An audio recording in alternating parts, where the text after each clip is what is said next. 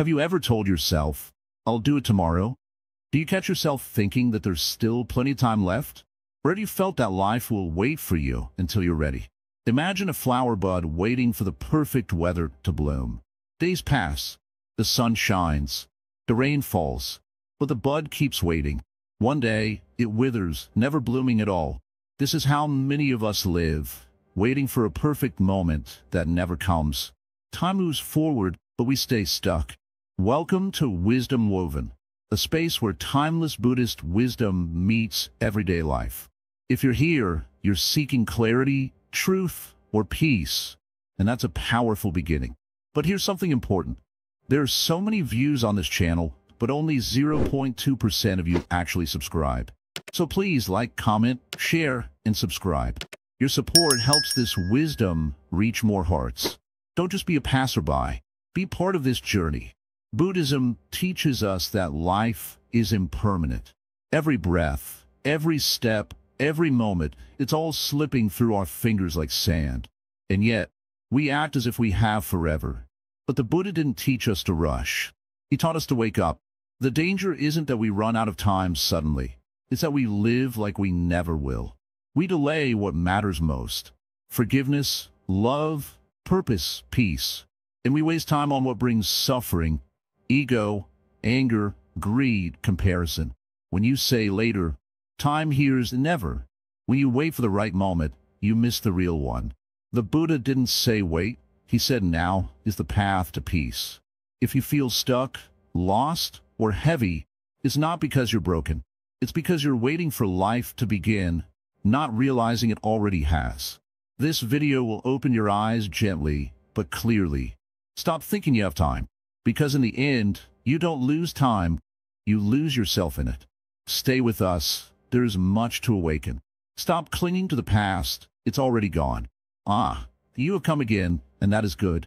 Sit down. Breathe. Listen. Let me tell you something simple, something forgotten. Most people live as if they carry an old bag full of broken glass. It hurts them, but they will not drop it. They say, this glass is mine. These pieces are my memories, my pain, my regrets, my story. But child, tell me, if something keeps cutting your hand again and again, would you not let go?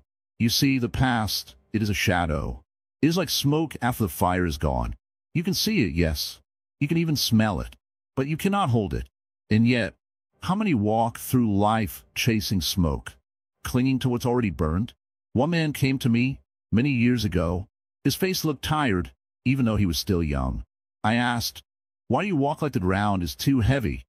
He said, Master, I made mistakes. I lost people. I did wrong. I was hurt. I cannot move on.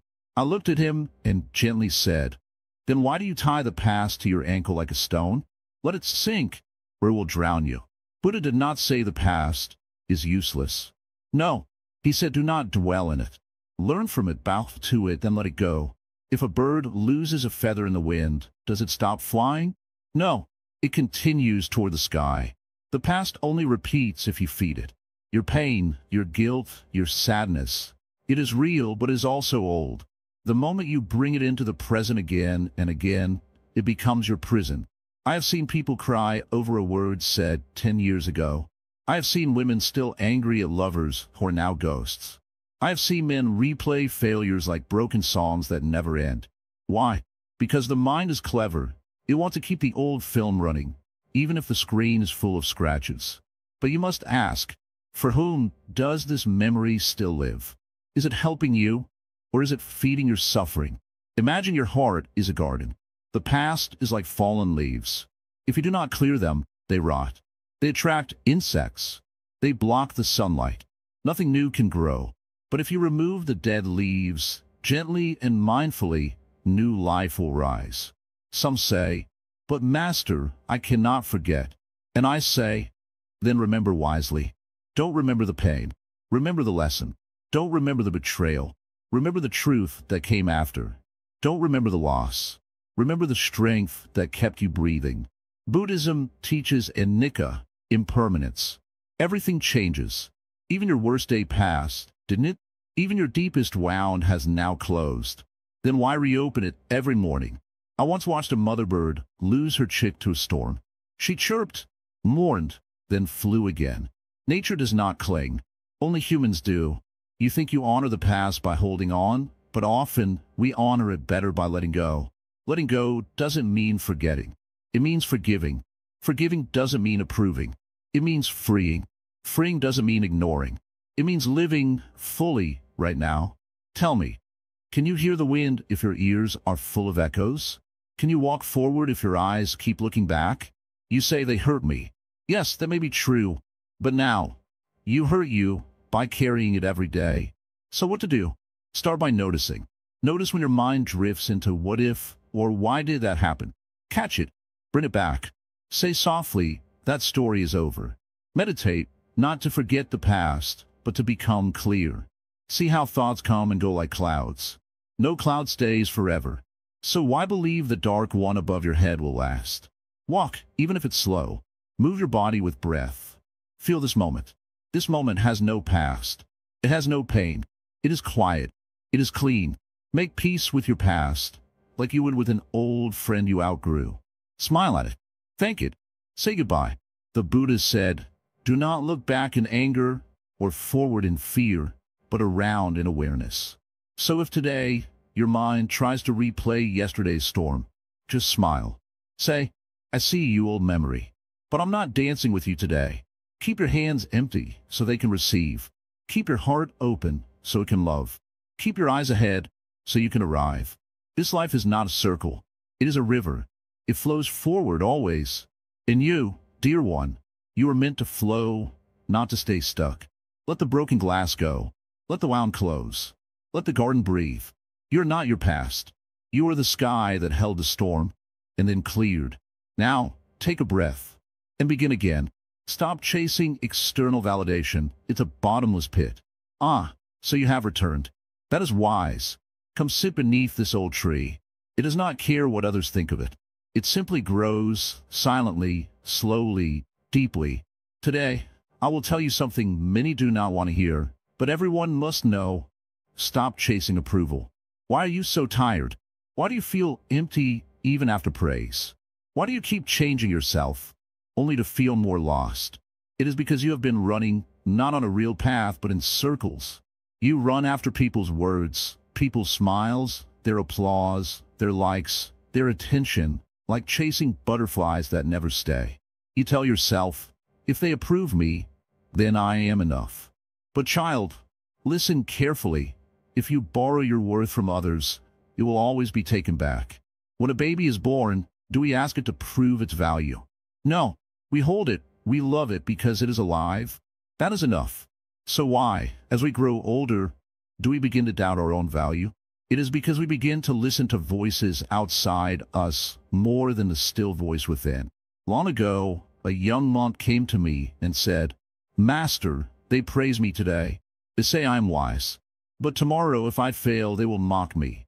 I smiled and asked, when the wind blows, does the mountain bow down? He said, no. I said, then be the mountain. Let the wind pass. You see, the world is full of changing voices. Today they clap. Tomorrow they criticize. Today they admire your beauty. Tomorrow they forget your name. If your peace depends on their applause, then your peace is not real. It is rented. And when the rent stops, so does your smile. Buddha taught us to seek inner refuge, not outer attention. The mind that chases approval is never still. It jumps, it shakes, it worries. Do they like me? Did I do enough? Am I good enough? But who decides what enough is? Who created this measuring stick? And why are you letting strangers hold it? Do you know how many people climb the highest hill just to shout, look at me? But deep inside, they feel small. They take photos, not to remember the moment, but to show others they were there. They laugh louder, not because they are happy, but because they want others to think they are. This is not joy. This is performance. And let me tell you something simple but deep. The more you try to be liked by others, the less you like yourself. Because every time you change your truth to please someone else, a small part of you disappears. You're not meant to be a mirror, always reflecting what others want to see. You are meant to be the light, original, whole, and self-lit. But Zen Master, you may ask, is it wrong to want love? No, child. Wanting love is human, but begging for it, proving yourself for it, twisting yourself for it, that is suffering. You do not need to be louder, smarter, richer, prettier, faster. You only need to be present, real, honest, kind. Do you know what happens when you stop chasing external validation? You become peaceful. You begin to hear your own voice. You do things because they are meaningful, not because they'll be seen. You speak gently, even if no one claps. You walk steadily, even if no one watches. I once gave a monk the job of sweeping the garden path every morning. He asked, "But Master, no one will see it clean so early." I replied, "The path sees it. The trees see it. You see it. That is enough." This world teaches you to be seen. Buddhism teaches you to be free. Don't post your smile to prove you are happy. Be truly happy, even if no one sees. Don't give kindness only when others applaud. Give it because that is your nature. The lotus does not ask for compliments. It blooms anyway, calm, bright, untouched by the dirty waters around it. Do you understand? If you still seek approval from others, ask yourself, what am I really hoping to feel? Is it love? Is it recognition? Is it enoughness? Then remember, those things cannot be given from outside. They must be remembered within. Meditate not to impress others, but to meet yourself. Work not to compete, but to contribute. Speak not to win, but to connect. Rest not to post about it, but to return to your breath. Be still. Let them talk. Let them judge. Let them misunderstand. It is not your duty to correct every thought they have. It is your duty to stay true to your path. The Buddha was laughed at, misunderstood, ignored. But did that stop him? No, because he was not walking for the crowd. He was walking for truth. You too must walk, not to be followed, but to be free. One day, your hair will gray. Your face will wrinkle. Your hands will shake. The world will move on to new trends, new stars, new stories. What will remain? Your peace, your truth, your freedom from needing to be liked. So today, stop scrolling for approval. Stop waiting for someone to tell you you're worthy. Tell yourself, believe it, live it. You are not here to be popular. You are here to be real. And being real is more beautiful than any applause. Now take a breath. Smile, not for them, but for you. Because when you stop chasing validation, you finally arrive home. Stop ignoring the present moment. It's all you truly have. So you're still walking this path. That is good. You're beginning to understand what many spend their whole life ignoring. Today, I want to tell you something very small, but very deep. The present moment is all you truly have. But sadly, most people are never really here. They are trapped. Some live in the past, reliving old arguments, missed chances, lost loves. Others live in the future, worrying about bills, chasing success, dreaming of a day when everything will finally feel okay. But very few live now. Tell me, how often are you truly here when you eat? Do you feel the food? Taste it? Or is your mind already jumping to something else? When you walk, do you feel the ground beneath your feet? Or are you thinking of what you forgot to do? When you talk to someone, are you fully listening? Or are you just waiting for your turn to speak? You see, the body may be here, but the mind is always elsewhere. This is why people feel tired even after resting. This is why joy feels fleeting. This is why peace feels so far away. Buddhism teaches, if you miss the present moment, you miss your appointment with life. Think of a candle. It burns only in this moment. You cannot light it yesterday. You cannot burn it tomorrow. You can only feel its warmth now. So too with your life. I once sat by the river with a young monk.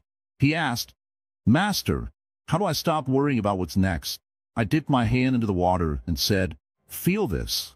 He touched the stream. I asked, "Can you grab this water and hold it still?" He tried, but the water slipped through. I smiled and said, "You see, this moment is like the river. You cannot hold it. You can only feel it as it flows." So many people are trying to catch the moment, to control it, to own it. But the moment is not a thing. It is an experience. It must be met, not managed. The present is quiet. That's why people avoid it. It doesn't shout like the past. It doesn't tempt like the future. But it is here, pure, gentle, patient. You do not need to chase it. You only need to stop running away. Right now, in this very breath, everything is okay. You are alive. You are breathing. You are hearing words. You are aware. That is a miracle, not in a big, magical way, but in a quiet, soft way, the kind that doesn't need to be loud to be true. Look at the tree. It doesn't worry about next year's leaves. Look at the bird. It sings not because of yesterday, not because of tomorrow, but because the sun is rising now.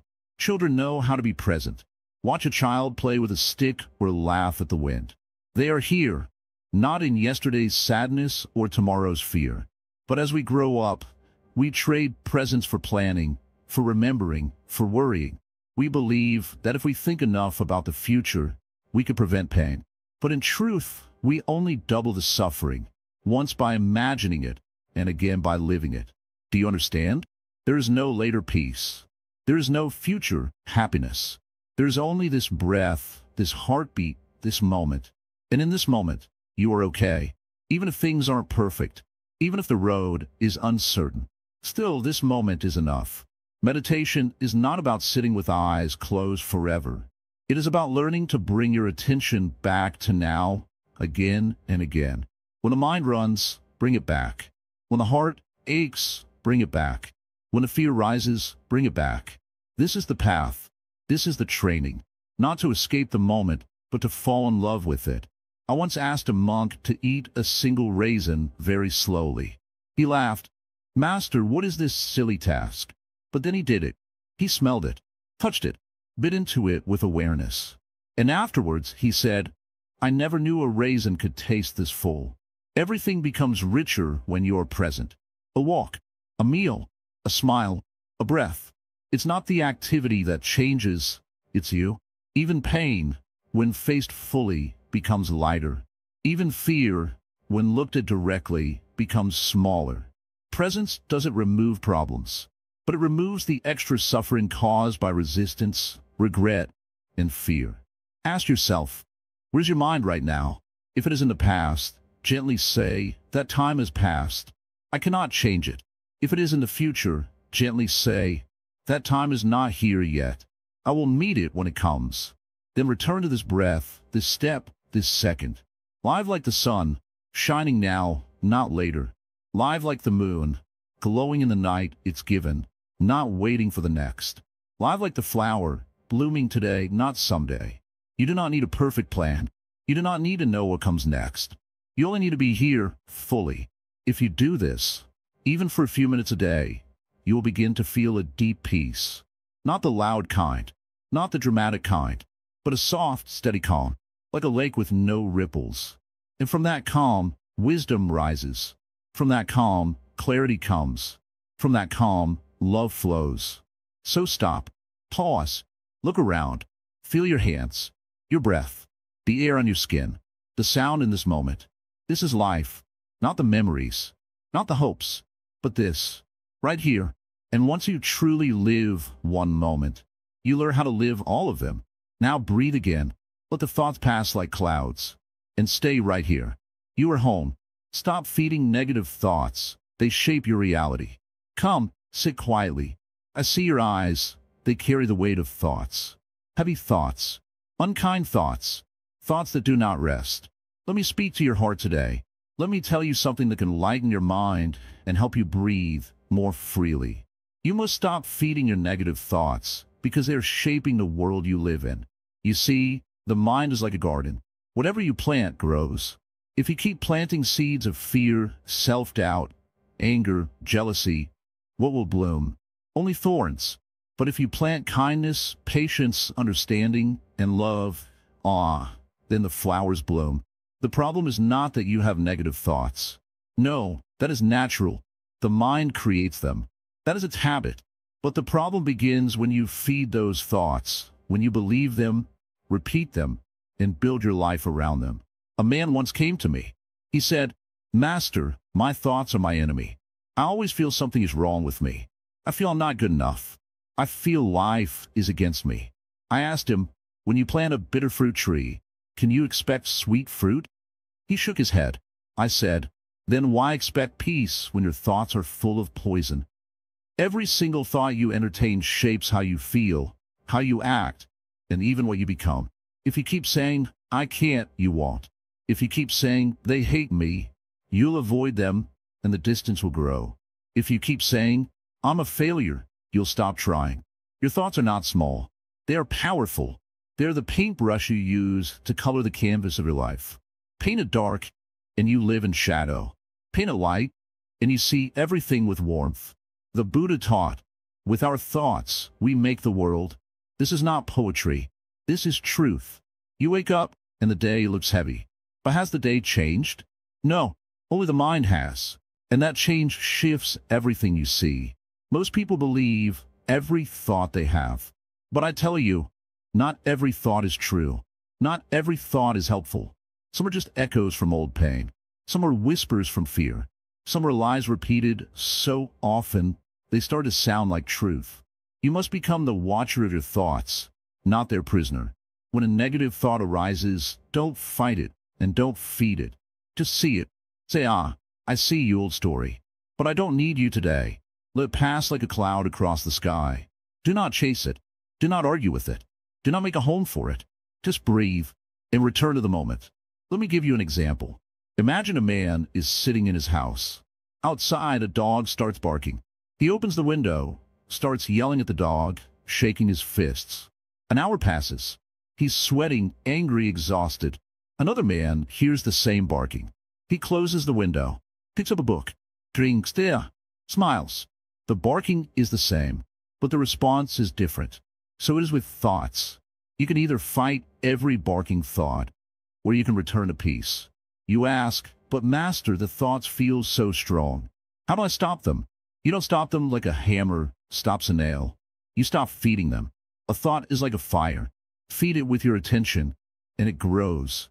Starve it, and it dies. Here's something simple. Try noticing your thoughts without reacting. When your mind says, I'm not enough, pause and say, that's a thought, not a fact. When your mind says, they don't care about me, say, that's fear speaking. I will not follow. Each time you do this, your mind learns something new.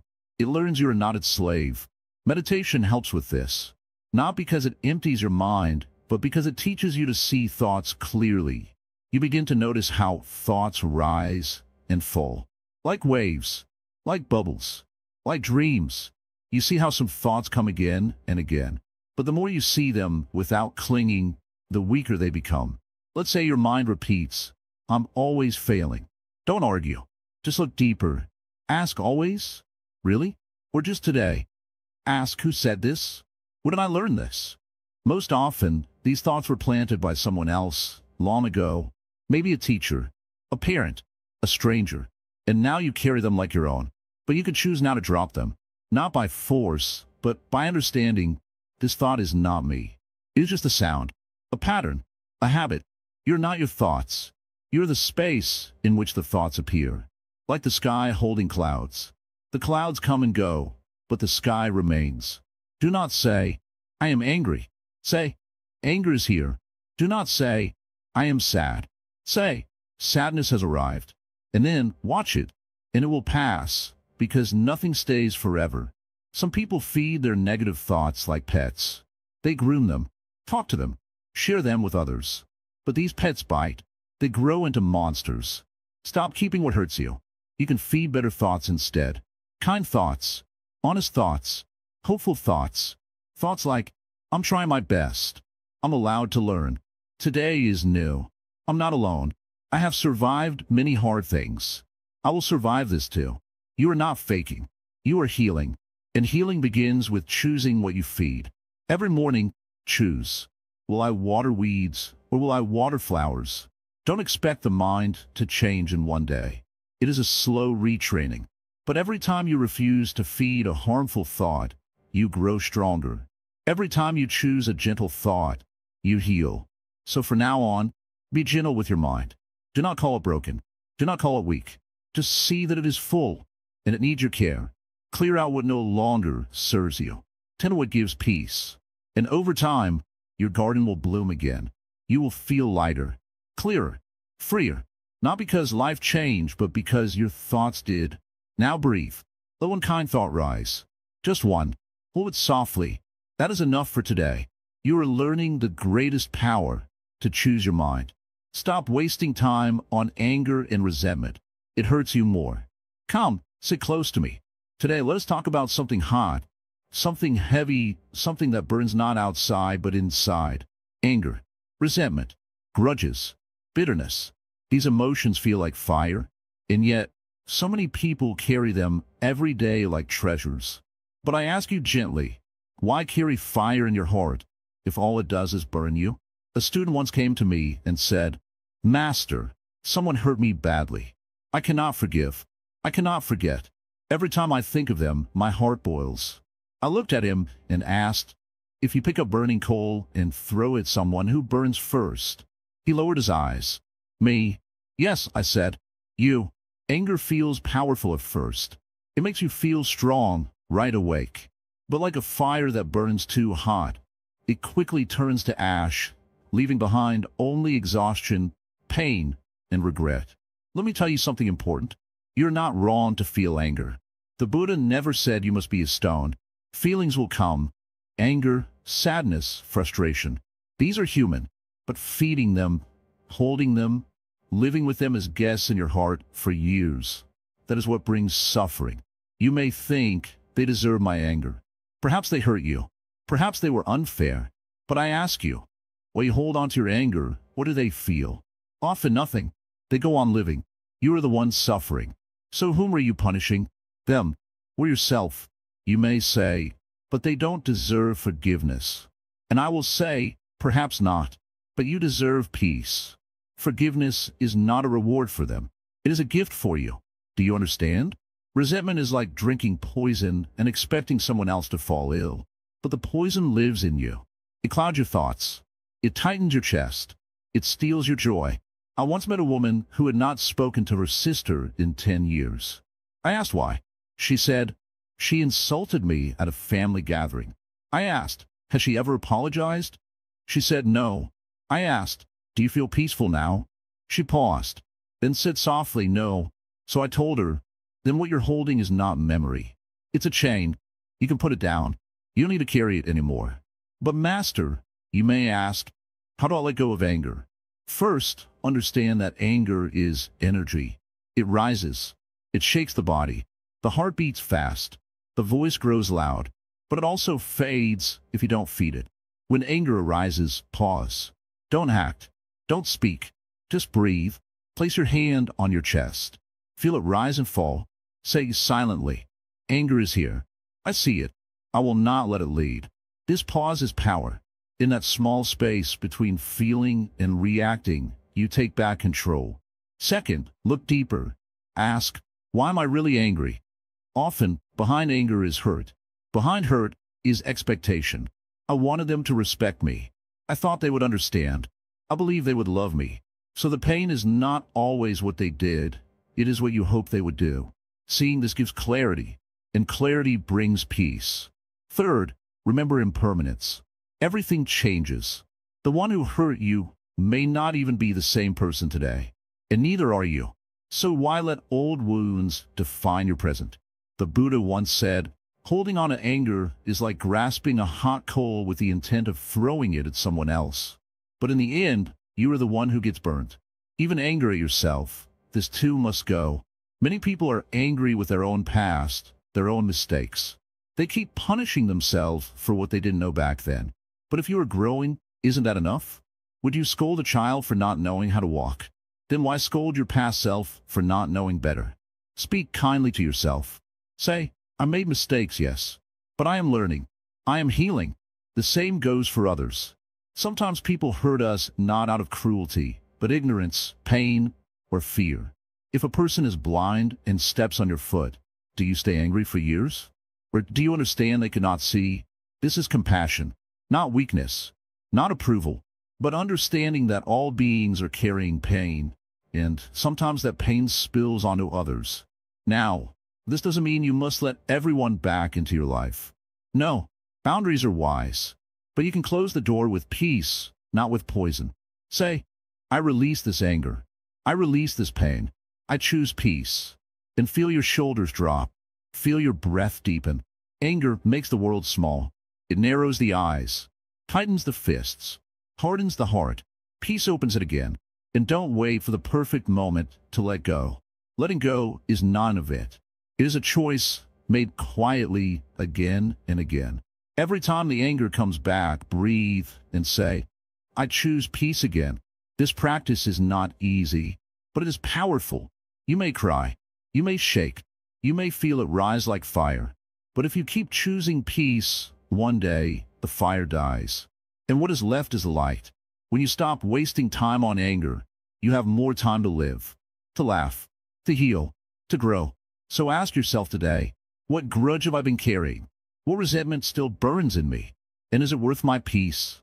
Because no matter how justified your anger feels, you will never feel better than peace. Let the fire go. Step out of the prison. You hold the key, and in the quiet that follows, you will hear something beautiful, your own heart healing. Stop postponing self-compassion. You deserve peace now. Come, sit again. You have come far. And today we talk about something most people forget, being kind to yourself. You see, most people are kind to others. They help their family. They listen to friends. They encourage strangers. But when it comes to themselves, they become hard, cold, unforgiving. They say things to themselves they would never say to a friend. They carry guilt, shame, and regret like a heavy coat they refuse to take off. I ask you, gently, why are you so kind to the world and so cruel to your own heart? One day a woman came to me. She had a soft voice and tired eyes. She said, Master, I want peace, but I can't forgive myself.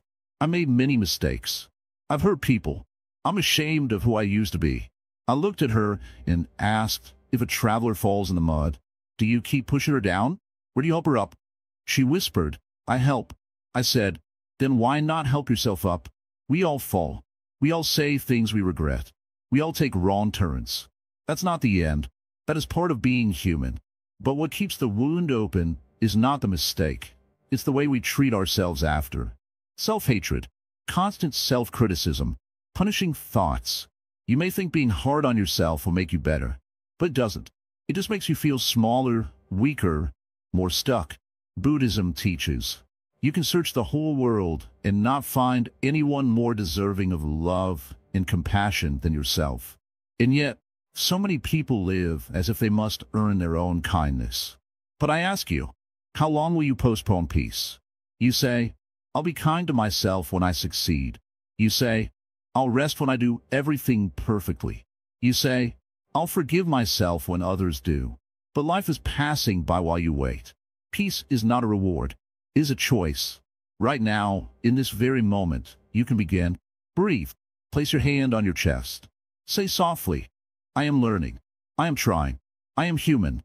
This is not weakness. This is truth. Let me tell you this. You cannot heal a wound by yelling at it. You cannot grow a flower by throwing stones at it. You cannot become free by chaining yourself with shame. The path to peace begins with self-compassion. And self-compassion is not saying everything I did was right. It's saying, even though I made mistakes, I still deserve care. It's saying, I can hold myself with honesty and kindness at the same time. Think of a child learning to walk. They fall many times. Do you scold them? No. You smile. You encourage. You hold their hand and say, try again. Why not treat yourself the same way? Some say, but I'm too broken. No, child. You are not broken. You are becoming. Just like the moon goes through phases, so do you. Some nights you are full.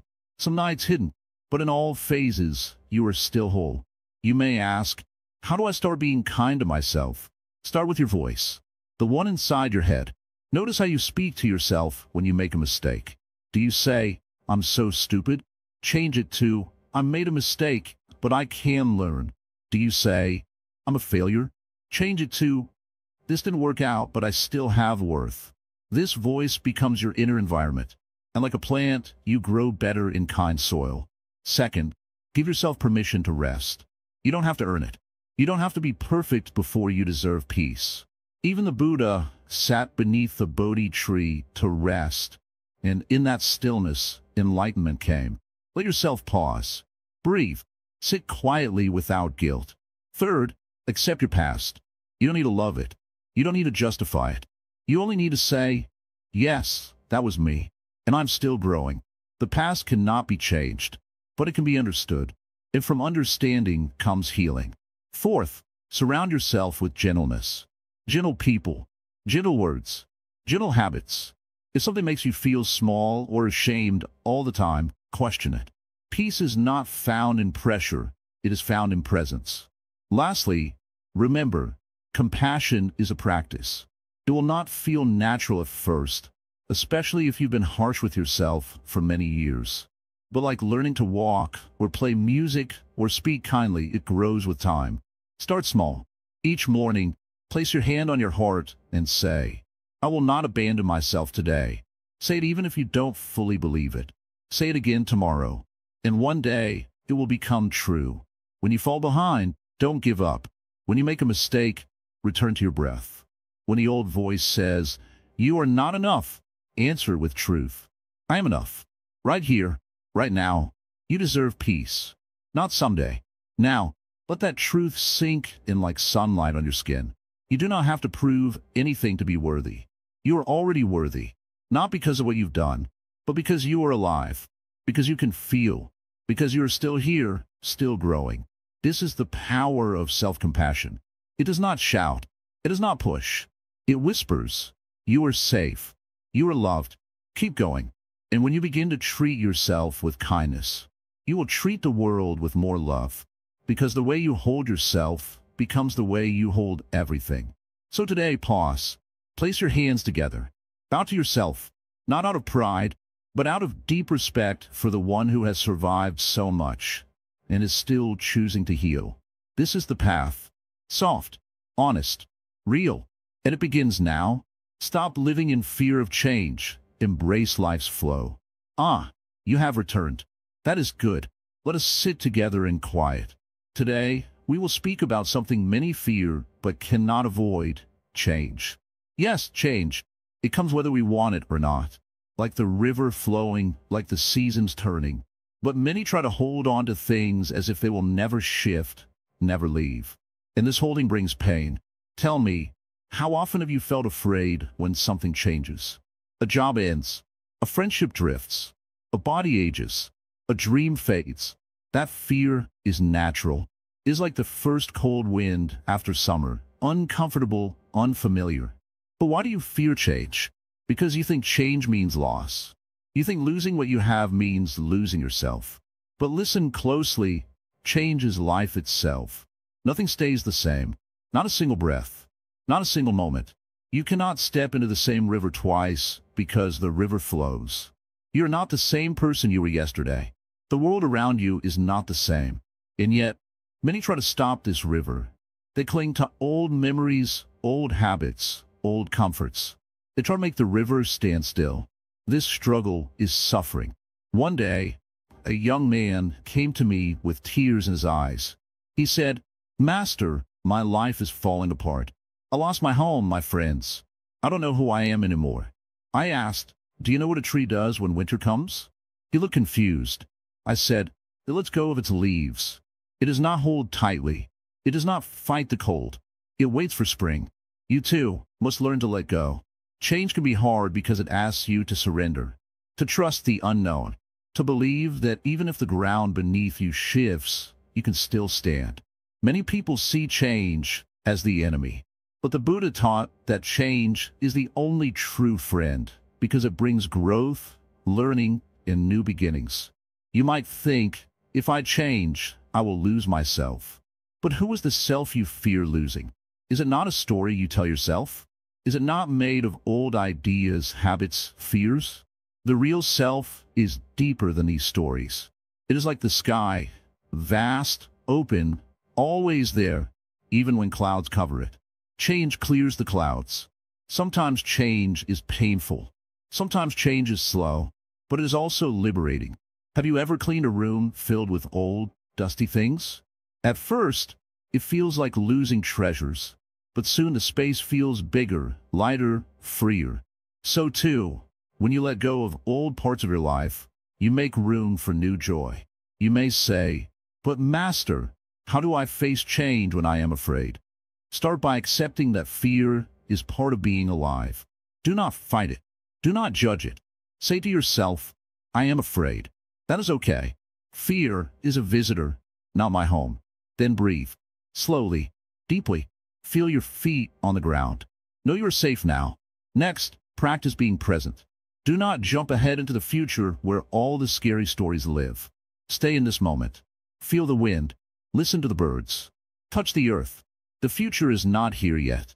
The past is gone. Only now is real. When you live in now, you find the strength to face what comes. Let me tell you a secret.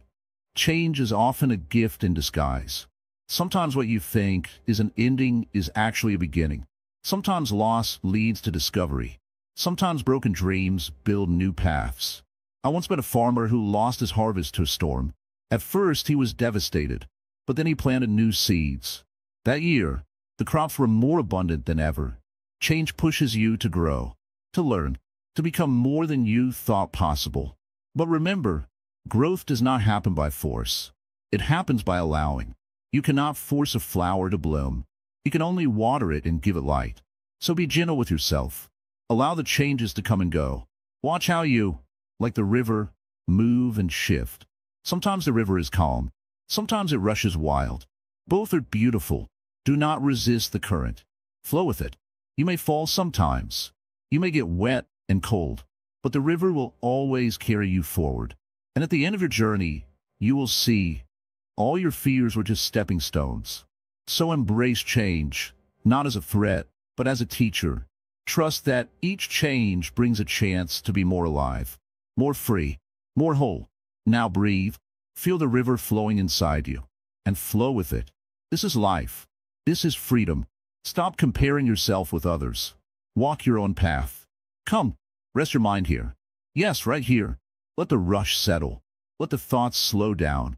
Because today, we talk about something that silently steals your peace, your joy, your confidence, comparison. You know it well, don't you? You look at others and feel small. You see their life, their smiles, their successes, and start to wonder, am I behind? Why don't I have what they have? Maybe I'm not good enough. Child, these thoughts are not true. They are illusions created by a mind that has forgotten its own path. Let me tell you a story. There were two seeds lying in the soil. One looked at the other and said, "You are growing faster. Why am I still small?" The other seed said nothing. It simply kept growing toward the sun. In time, both became tall trees, one slightly sooner, one a little later. But both gave shade. Both gave fruit. Both were beautiful in their own time. You are a seed, too. In your time, your season, your way of blooming is yours alone. Comparison is like looking at the sun and the moon and asking, who shines better? The truth is, they both shine, but in their own time. You may see someone getting married while you're single. You may see someone earning more money while you struggle. You may see someone happy, laughing, while you feel broken. But you do not see the full picture. You see only a moment, a highlight, a surface. You do not see their fears, their late nights, their hidden wounds, just like others don't see yours. So why compare what you see with what you only guess? The Buddha taught, no one saves us but ourselves. No one can and no one may. We ourselves must walk the path. Each soul has its own road, its own lessons, its own time. Imagine if a fish compared itself to a bird. The fish would feel useless. It cannot fly. It cannot sing. But is the fish worthless? No. It swims in deep waters. It moves in silence. It belongs to the ocean. You too belong to your own path. The tree does not envy the flower. The mountain does not compare itself to the sea. Why should you? And yet, the world you live in constantly tells you to compare. Social media shows people's best moments. It hides the tears behind the smiles. It hides the struggle behind the success. And then your mind whispers, they are ahead. You are behind. But behind what? Ahead of whom? Life is not a race. There is no finish line, no medal. The goal is not to be better than others, but to be better than you were yesterday. Let me ask you, have you ever looked at a child and said, this child is not walking as fast as that one, so he's a failure? No. You say, each child grows in their own time. Why can't you offer yourself the same grace? Stop using others as a measuring stick. You are not here to be them. You are here to be you. You say, but they're more successful. Define success. Is it money, fame, applause? Or is it peace, kindness, truth? What if true success is waking up with a peaceful heart? What if it's being present with your loved ones? What if it's having the courage to try again, even after failing? These things are quiet. They don't shine like diamonds, but they are gold. Comparison blinds you to your own blessings. You have something no one else has: your story, your voice, your experiences, your scars, your light. When you compare, you look away from all that beauty. Let me tell you this: you may not have what others have, but others do not have what you have. And what you have, when loved, nurtured, and shared, can light the world. So how do we stop comparing? First, catch the thought. When your mind says, they are better, pause. Ask, why do I believe that? Then remind yourself, their path is not mine. My life is unfolding in its own way. Second, be grateful. Gratitude opens your eyes to what's already here. List what you have, not to compare, but to remember. Your breath, your hands, your lessons, your laughter, your heart. Third, celebrate others. Yes, truly, celebrate their joy.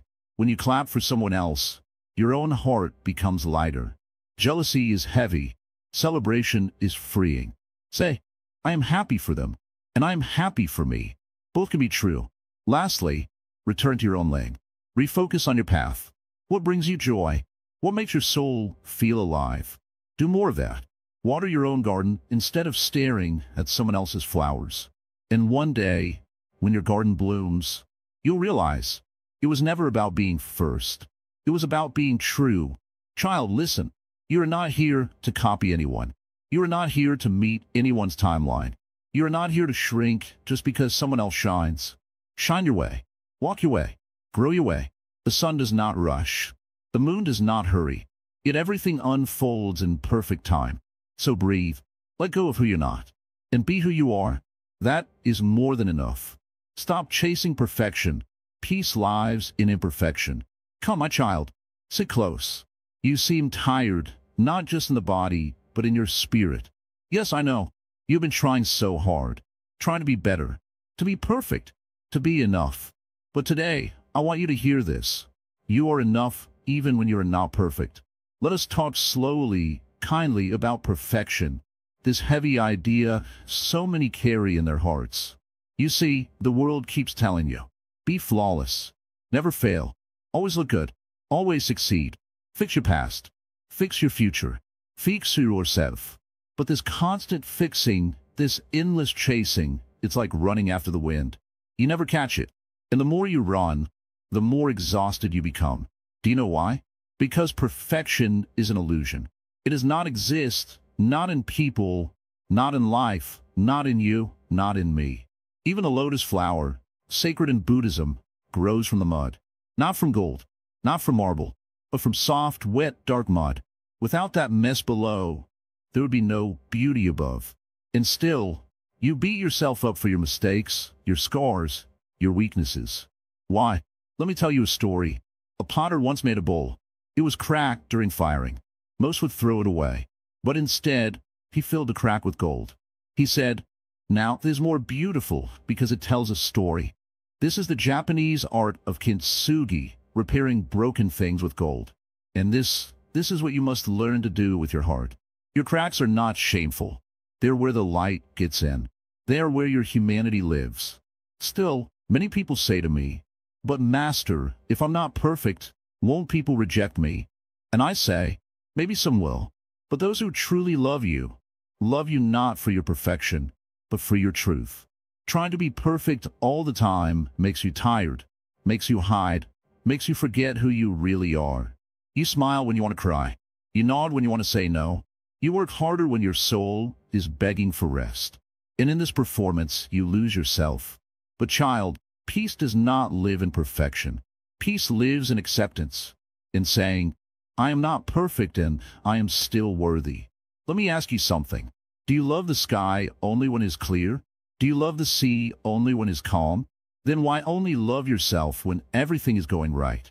You say, but I made so many mistakes. Yes, and you learned. You say, I still have so many flaws. Yes, and you are growing. You say, I'm not like them. Good, you are you. Do not try to be a flawless statue. Be a living being, changing, trying, feeling, stumbling, rising again. Even the Buddha was not born perfect. He lived in comfort, saw suffering, left his home, wandered, questioned, doubted before awakening. Even his path had uncertainty. Perfection was never the goal. Awareness was. So how do you stop chasing perfection? Start by being honest. When you feel tired, say it. When you need help, ask. When you feel pain, allow it. Truth is not weakness. It is courage. Next, be kind to yourself when you fall short. If a child trips while learning to walk, do you yell at them? No. You hold them. You say, try again. Offer yourself that same kindness.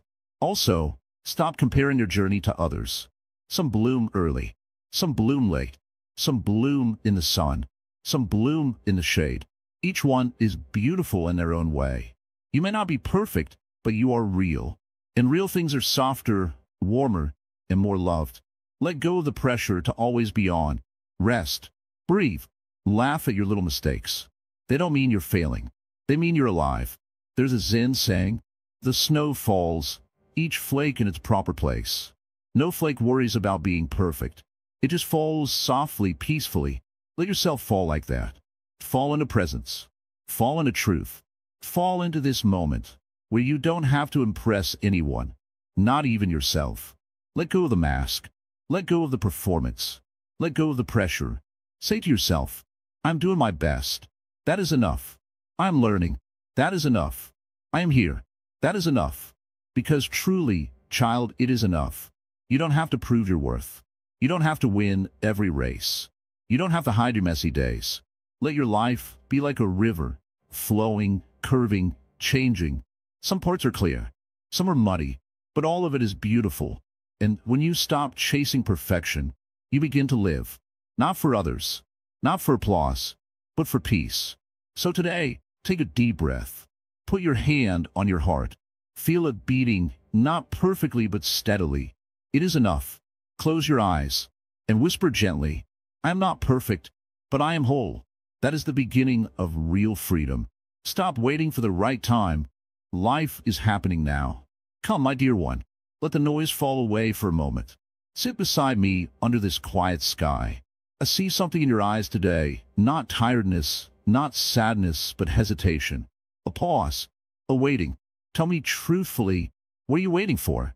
Are you waiting for the perfect moment to begin? Are you waiting for all the answers before you take the first step? Are you waiting to be fearless before you speak? To be confident before you try? To be healed before you love again? So many hearts are stuck, not because they cannot move, but because they are waiting for the right time, the right feeling, the right conditions, the right version of themselves. But I ask you now, with all the love in my voice, how long will you wait to live? The river does not wait for the wind to stop. It flows. The sun does not wait for clouds to disappear. It shines anyway. Why do you keep postponing your life? One day, a young man came to me. He said, Master, I want to start writing a book, but I'm not ready. Maybe next year. I asked him, do you know when a bird learns to fly? He said, after it grows feathers. I nodded. And do you know when it takes flight? He said, when it's ready. I said no. When it jumps. You learn by jumping. You grow by trying. You become ready through action, not before it. Waiting forever only brings one thing, regret. You tell yourself, I'll be happy when I get that job. I'll start exercising when things calm down. I'll forgive when they apologize. I'll speak up when I'm not scared. I'll love myself when I change. But life keeps moving. Seasons change. Hair turns gray. Friends drift. Opportunities pass. And one day you look back and ask, why didn't I begin? Don't wait for the fear to vanish. It may never leave completely. But courage is not the absence of fear, it is moving with it. Start small. Speak, even if your voice shakes. Try, even if your hands tremble. Begin, even if the way is not clear. Take one step, and the path will appear beneath your feet. The Buddha walked step by step, mile after mile. not knowing exactly where each day would end. But he walked. If he had waited for the world to be peaceful before teaching, he never would have spoken. If he had waited to be perfect before awakening, he would still be sitting under the Bodhi tree. You must begin before you feel fully ready.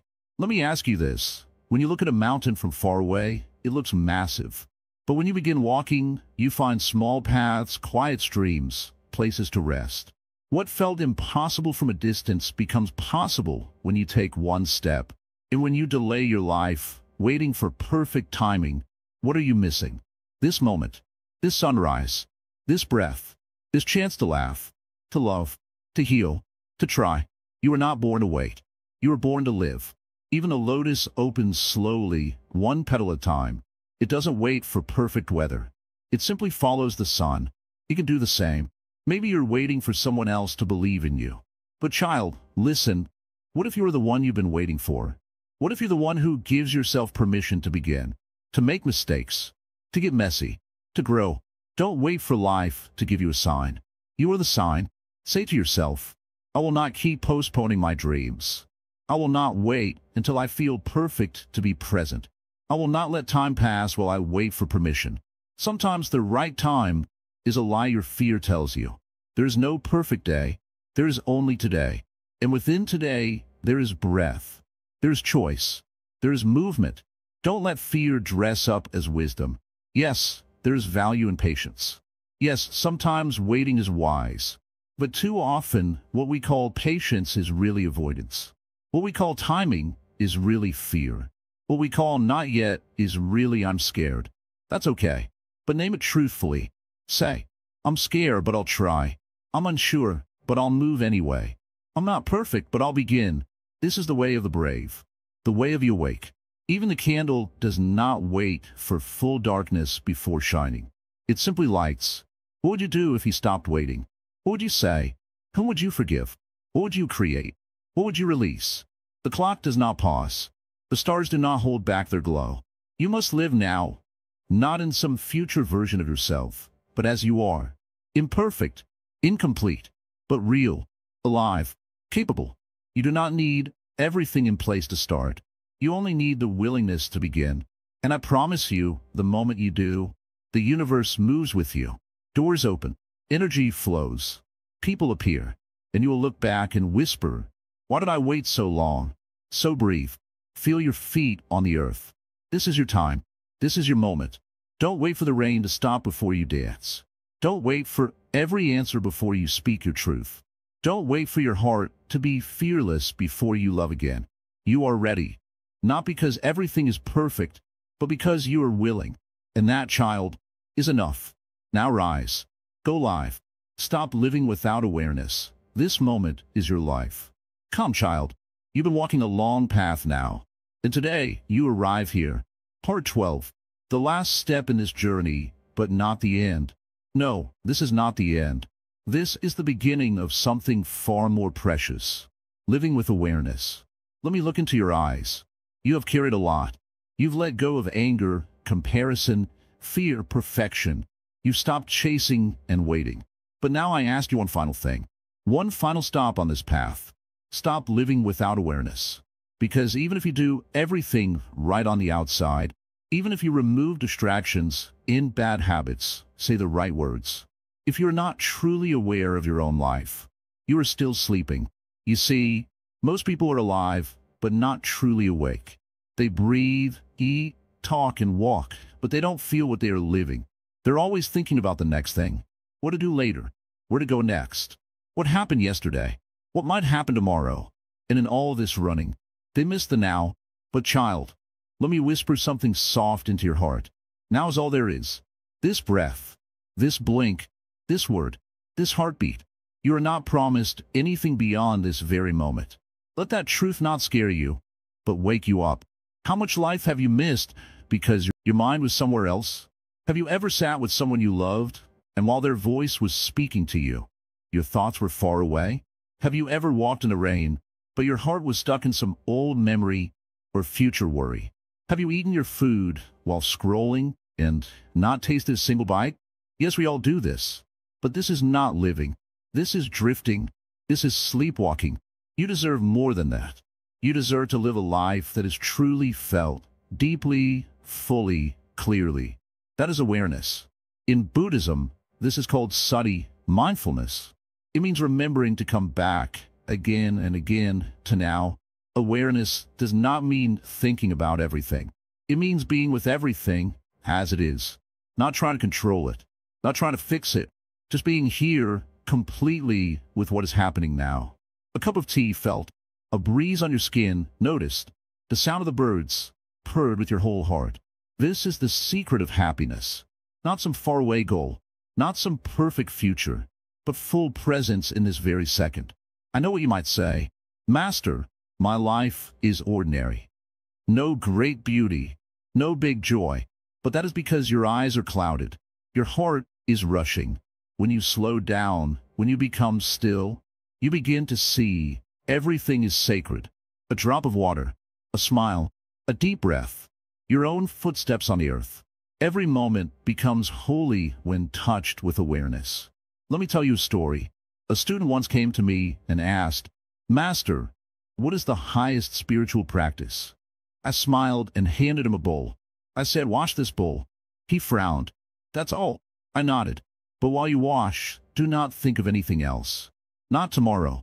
Not yesterday. Just wash the bowl. He tried. He came back days later and said, Master, it's hard. My mind keeps going elsewhere. I said, yes. That is the practice. Come back. Again and again. Each time your mind runs, gently return. That is awareness. Not perfection, but returning. Gently again and again. It is not something you force. It is something you remember. And in remembering, you begin to see life again. Like a child, everything becomes new. You taste your food. You hear the rain. You notice the wrinkles on your grandmother's hands and feel your heart ache with love.